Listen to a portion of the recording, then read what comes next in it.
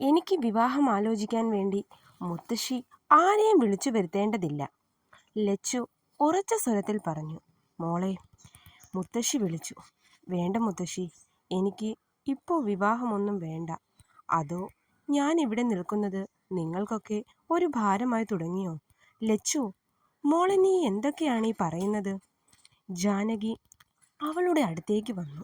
മോൾക്ക് ഇഷ്ടമില്ലാത്ത ഒന്നിനും ഇവിടെ ആരും കുട്ടിയെ നിർബന്ധിക്കില്ല.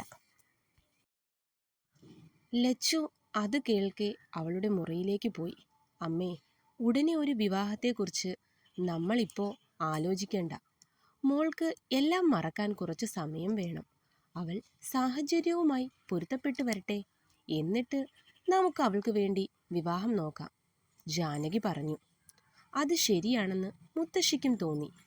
നീ ഒന്നും പറഞ്ഞില്ലല്ലോ ജലജെ, രാധാമണി ജലജയോട് ചോദിച്ചു. ഞാൻ എന്തു പറയാനാണമ്മേ? ജാനകി ഏട്ടത്തിയല്ലേ, അവൾക്ക് എല്ലാം ഏട്ടത്തി പറയുന്നത് പോലെ ആവട്ടെ. ജലജ അത്രയും പറഞ്ഞ് അടുക്കളയിലേക്ക് പോയി. എല്ലാം കേട്ട് ഒരാൾ അവിടെ ഉണ്ടായിരുന്നു, മാധവൻ. പുറത്തു നിന്നും അവരുടെ സംസാരമെല്ലാം അയാൾ കേൾക്കുന്നുണ്ടായിരുന്നു. അയാൾക്ക് ശ്രീബാലയോടും സിദ്ധാർത്ഥിനോടും അതിയായ ദേഷ്യം തോന്നി.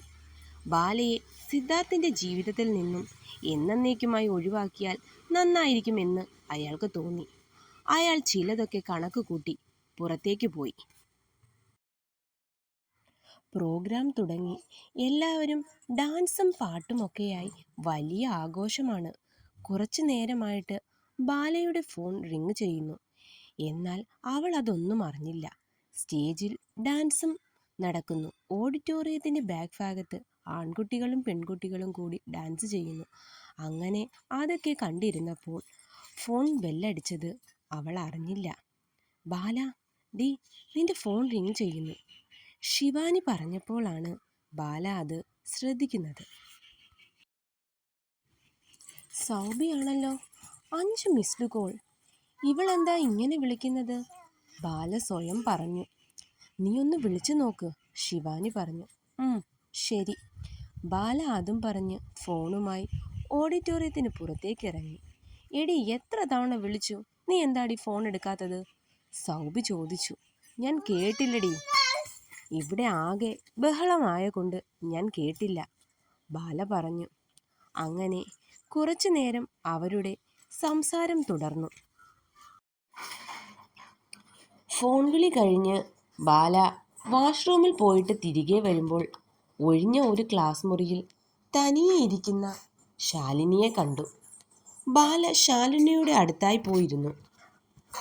നിന്റെ മനസ്സിൽ എന്തോ ഒന്നുണ്ട്, അത് നിന്നെ വല്ലാതെ ഡിസ്റ്റർബ് ചെയ്യുന്നു.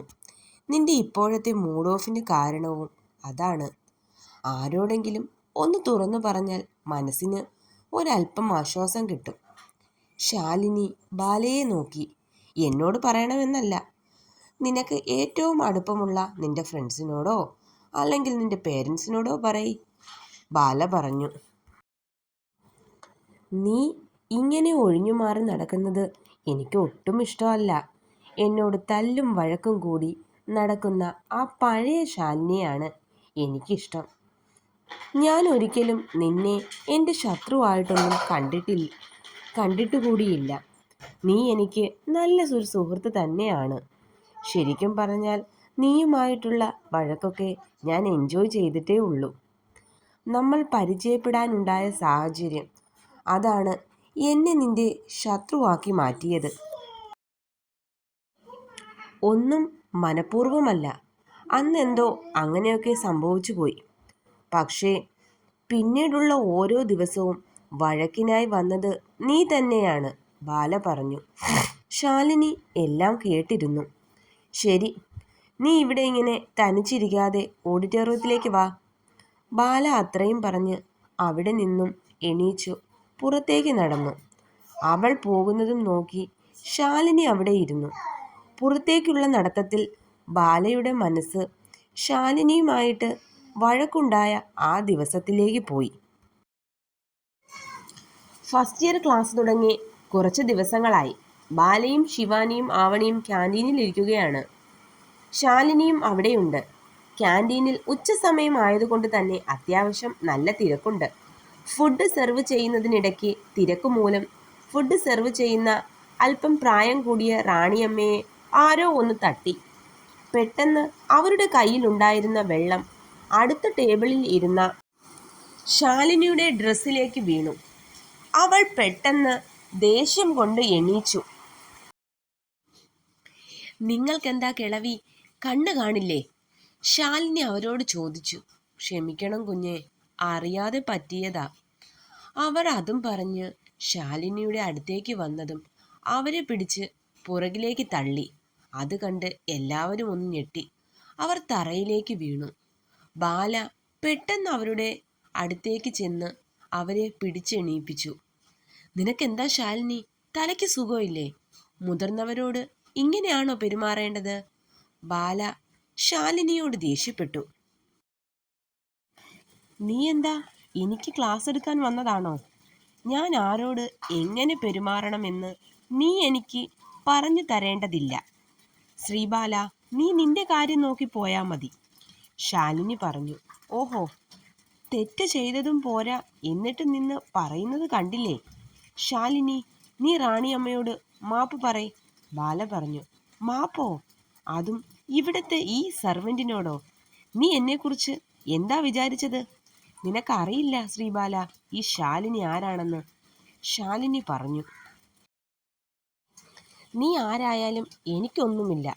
നീ ചെയ്ത തെറ്റിന് നീ മാപ്പ് പറഞ്ഞേ മതിയാകൂ." ബാല പറഞ്ഞു. "എടീ, നീ കൂടുതൽ ഷൈൻ ചെയ്യാതെ," ശാലിനി ബാലയോട് പറഞ്ഞു. വിഷയം കൂടുതൽ പ്രശ്നമാകുമെന്ന് അവിടെ ഉണ്ടായിരുന്ന കുട്ടികൾക്ക് തോന്നി. ആരോ ചെന്ന് പ്രിൻസിപ്പാളിനെ വിവരം അറിയിച്ചു. ഉടനെ തന്നെ പ്രിൻസിപ്പൽ അവരെയൊക്കെ അയാളുടെ റൂമിലേക്ക് വിളിപ്പിച്ചു. കാര്യങ്ങളൊക്കെ കേട്ട് കഴിഞ്ഞപ്പോൾ പ്രിൻസിപ്പളും ശാലിനിയുടെ ഭാഗത്താണ് തെറ്റ് എന്ന് പറയുകയും റാണിയമ്മയോട് മാപ്പ് പറയാനും പറഞ്ഞു. അല്ലാത്ത പക്ഷം പേരൻസിനെ വിളിച്ചുകൊണ്ട് വന്നിട്ട് ക്ലാസ്സിൽ കയറിയാൽ മതി എന്ന് പറഞ്ഞു. ഒടുവിൽ ശാലിനിക്ക് റാണിയമ്മയോട് മാപ്പ് പറയേണ്ടതായി വന്നു. അതിൻ്റെ പേരിൽ ശാലിനിയുടെ ഫ്രണ്ട്സൊക്കെ അവളെ വല്ലാതെ കളിയാക്കി. പിന്നെ ബാലയുടെ മുന്നിൽ താൻ തോറ്റുപോയി എന്നൊരു ചിന്ത കൂടി ശാലിനിക്ക് വന്നു. അതിൽ പിന്നെ ശാലിനിക്ക് ബാല ഒരു ശത്രുവായി മാറുകയായിരുന്നു. ബാല ഓരോന്നാലോചിച്ച് പുറത്തേക്ക് നടന്നു. "ശ്രീബാല!" പെട്ടെന്നാണ് പിന്നിൽ നിന്നും ഒരു വിളി കേട്ടത്. ബാല തിരിഞ്ഞു നോക്കി. ശാലിനി ആയിരുന്നു അത്. തുടരും.